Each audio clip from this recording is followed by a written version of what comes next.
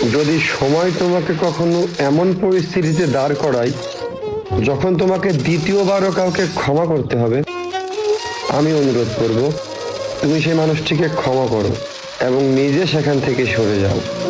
হোক সে তোমার ভীষণ প্রিয়, খুব আপন, অথবা প্রচন্ড বিশ্বস্ত। কারণ তুমি যদি দ্বিতীয়বার ক্ষমা করার পরও সেখানে থেকে যাও, সময় তোমাকে বারবারই ওই একই পরিস্থিতিতে দাঁড় করাবে। আর তখন তোমাকে বারবারই কাউকে ক্ষমা করতে হবে। কারণ ভুল একবারই হতে পারে, দ্বিতীয় কিংবা তৃতীয়বার যা হয় তা হলো হিংসা, লালসা, স্বেচ্ছাচারিতা, ছলনা, স্বার্থপরতা অথবা বিশ্বাসঘাতকতা।